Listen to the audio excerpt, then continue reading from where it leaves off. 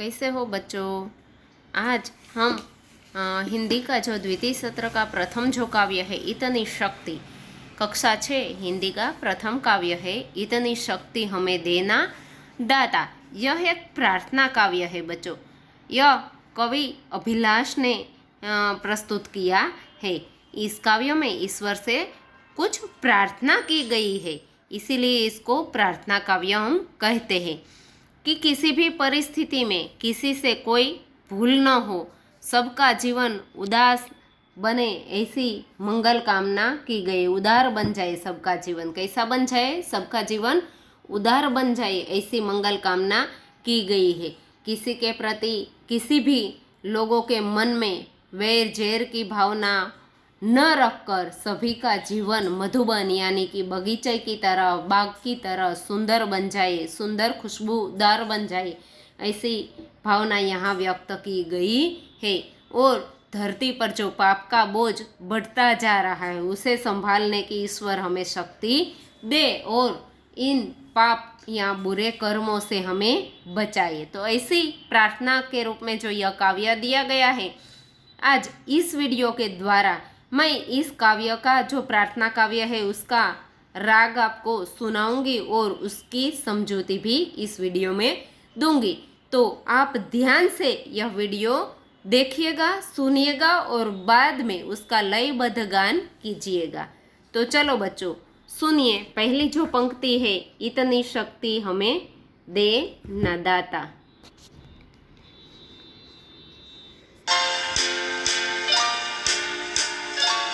इतनी शक्ति हमें दे न दाता, मन का विश्वास कमजोर होना। इतनी शक्ति हमें दे न दाता, मन का विश्वास कमजोर होना। हम चले नेक रास्ते पे हमसे भूल कर भी कोई भूल होना। इतनी शक्ति हमें देना दाता, मन का विश्वास कमजोर होना।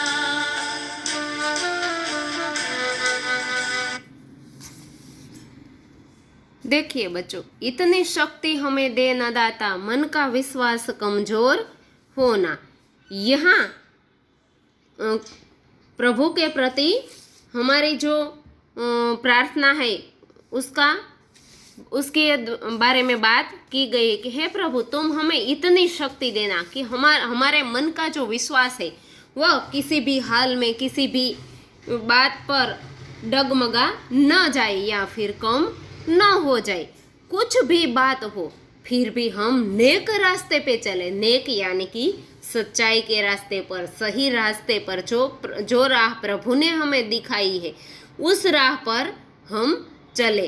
कुछ भी हो लेकिन बुरे रास्ते को पसंद नहीं करें। इतना हमारा मन का विश्वास अड़ग बना दीजिए हे प्रभु, ऐसी यहाँ प्रार्थना की गई है। भूल कर भी कोई भूल होना। हम कभी कभी कहते हैं ना कि यह भूल तो भूल से हो गई, मेरा इरादा नहीं था। तो यहाँ क्या कहा गया है कि भूल कर भी, भूल में भी हमसे कोई भूल नहीं होनी चाहिए। हे प्रभु, तुम हमें इतनी शक्ति देना। अब आगे की पंक्ति सुनिए।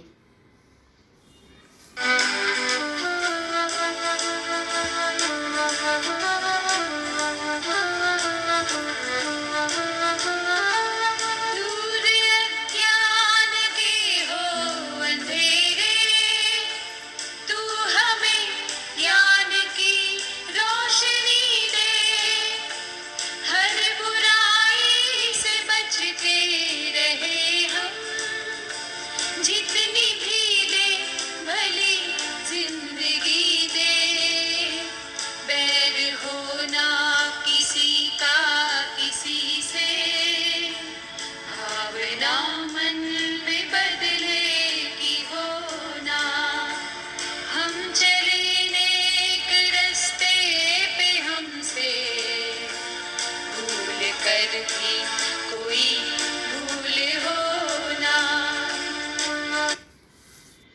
दूसरी जो पंक्ति है, दूर अज्ञान के हो अंधेरे, यहाँ ऐसा प्रभु से कहा गया है कि हे ईश्वर, तू हमें हमारे जीवन में जो अज्ञान रूपी अंधकार है उसे दूर कर, तुम हमें ज्ञान रूपी प्रकाश दो, ताकि हमारा जीवन भी उज्जवल हो जाए, प्रकाशित हो जाए, और ये जो अज्ञान रूपी अंधकार है वह दूर हो जाए। हर बुराई से बचते रहे हम, हर बुराई यानी कि बुरी बातों से, बुरे कर्मों से, बुरी चीज़ों से, बुरी आदतों से, इस तरह से हमारे जीवन में कई प्रकार की बुराइयाँ होती है, उनसे हम हमेशा बचते रहे। हमें जितनी भी दे भली जिंदगी दे, हम हे प्रभु हमें 100 वर्ष की आयु नहीं चाहिए, हम ऐसा नहीं चाहते कि हमें 100 वर्ष की आयु मिले, लेकिन हमें जितनी भी जिंदगी मिले वह भलाई वाली जिंदगी मिले, सबके लिए भलाई करे, सबके लिए अच्छा करे, सबके लिए अच्छा सोचे, ऐसी भलाई वाली जिंदगी हमें देना। बैर होना किसी का किसी से, भावना मन में बदले की होना। बैर यानी कि वैर झेर की जो बात की गई है, दुश्मनी जिसे हम कहते हैं, तो हमें किसी से, किसी के साथ भी दुश्मनी न हो, या किसी के प्रति भी हमारे मन में वैर झेर ना हो। सबके लिए हमारे मन में अच्छा ही सोचे हम, और अच्छा ही सबके लिए करें, यानी कि भलमनसाई की, भलाई की जिंदगी जिए, अच्छाई की जिंदगी जिए, हम सबके लिए अच्छा ही सोचे। मन में कभी हमारे किसी के प्रति बदला लेने की भावना पैदा न हो, उत्पन्न न हो। हे प्रभु तुम हमें ऐसी जिंदगी देना। अब आगे की पंक्ति सुनिए।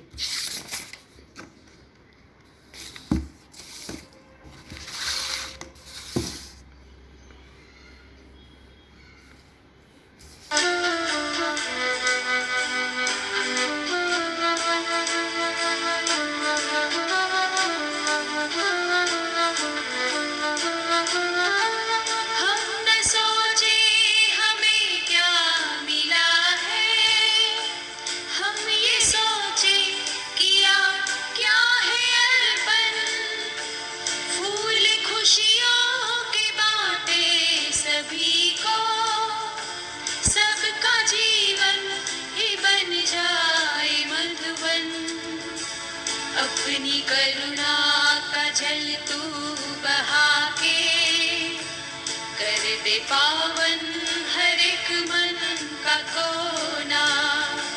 हम चले नेक रास्ते पे हमसे भूल कर भी कोई भूल हो ना। अब यहाँ बच्चों क्या कहा गया कि हम न सोचे हमें क्या मिला है। हम हर बार जो प्रभु से प्रार्थना करते हैं तो हम कहते हैं कि हे प्रभु हमें ये देना, हमें वो देना, हमें वो देना। प्रभु ने जो हमें दिया है कभी भी हमें उसका संतोष नहीं है। लेकिन यहाँ क्या कहा गया है कि हमें ये सोचना, हमें कभी ये नहीं सोचना चाहिए कि हमें क्या मिला है। हमें तो ये सोचना चाहिए कि हमने किया है अर्पण, किसी दूसरों के लिए हमने क्या अर्पण किया है, क्या छोड़ दिया है, क्या सबको दिया है। जो हमें मिला है उसमें से देने की बात यहाँ की गई है। अभी आपने काव्य में भी देखा कि कोई गरीब है तो उसकी मदद करनी चाहिए, या फिर हमें हमारे पास विद्या रूपी ज्ञान है तो वह हमें किसी को देना चाहिए, या फिर कोई व्यक्ति है वह शारीरिक रूप से अपाहिज है तो हमें प्रभु ने पूरा अच्छा सुंदर शरीर दिया है तो फिर हमें उसकी मदद करनी चाहिए। तो इस तरह हमें बहुत कुछ मिला है, लेकिन हम है हर बार हमें क्या मिला है हम यही सोचते हैं।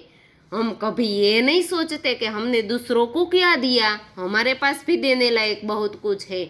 तो फिर हमें अपने जीवन में सबको जो मिला है उसमें से अर्पण करने की, यानी कि देने की भावना हमारे मन में होनी चाहिए। फूल खुशियों के बांटे सभी को। हर बार हम अपने गम है, सुख है वह कम बांटते हैं, लेकिन दुख है वह सबके साथ ज़्यादा शेयर करते हैं, बांटते हैं।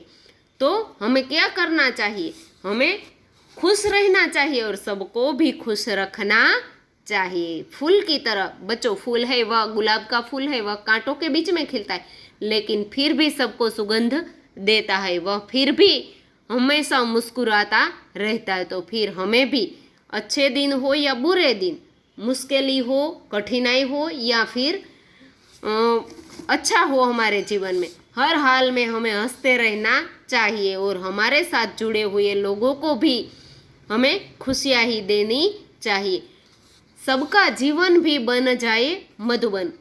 यदि हम खुश हो गए तो हमारे आसपास के लोग भी खुश रहेंगे, यानी कि हमें हमारे साथ जुड़े हुए लोगों का जीवन भी मधुबन यानी कि बगीचे की तरह सुगंधित कर देना चाहिए। अपनी करुणा का जल तू बहा दे, कर दे पावन हर एक मन का कोना। हे प्रभु, तू तो करुणा सागर है, करुणा का सागर है, तो तुम अपनी करुणा का जो जल है वह हमारे साथ बहाकर हमें मिलकर हमारे मन का हर एक कोना पवित्र कर देना, ताकि हम भी सबके जीवन को पवित्र कर सके और सबके जीवन में खुशियाँ बांट सके।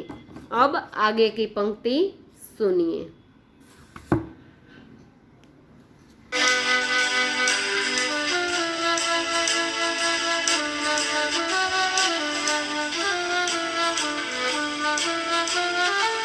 हम अंधेरे में है रोशनी है, खोल दे खुद को ही दुश्मनी से।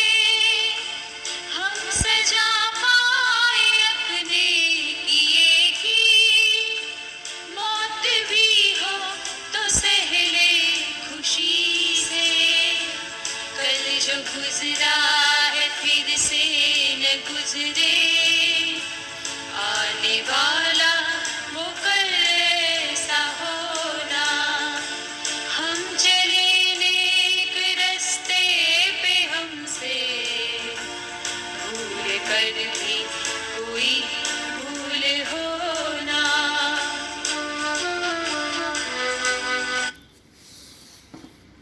अब देखिए बच्चों, हम अंधेरे में है रोशनी दे, यानी कि हमारे जीवन में अभी अज्ञान रूपी अंधकार है।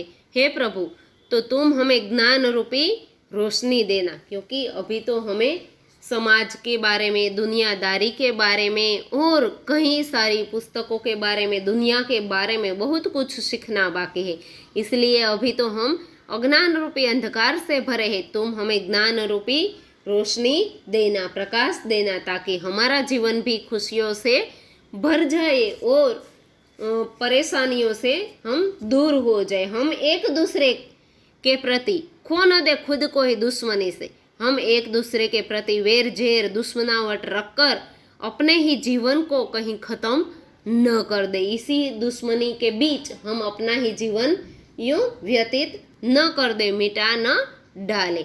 हम सजा पाए अपने किए कि हमने जो बुरे कर्म किए हैं या फिर कुछ गलत काम किया है, तो फिर उसकी सजा भी हमें मिलनी ही चाहिए। उसकी सजा के तौर पर मौत भी हो तो सह ले खुशी से। यदि उसकी सजा मौत है तो उसे भी हम हंसते हंसते मंजूर कर ले, खुशी से स्वीकार कर ले। कल जो गुजरा है फिर से न गुजरे। हमारे जीवन में कल के बारे में यहाँ बात की गई है, जो बीत गया है उस कल के बारे में, कि जो कल गुजरा है, कल है वह, उसमें कई सारी भूलें हुई है, कई सारे गलतियां हमसे हुई है या फिर कई बाधाएं हमारे जीवन में, मुश्किलें आई है। तो आने वाला वो कल है वह फिर से ऐसा न हो कि उसमें हमसे कोई गलती ना हो या फिर किसी से बैर जैर ना हो या फिर कोई बुरी जो घटनाएं हैं वह भी हमारे जीवन में फिर से न आए। हे प्रभु, तुम हमारा जीवन है वह ऐसा बना देना। अब आगे की यानी कि अंतिम पंक्ति सुनिए।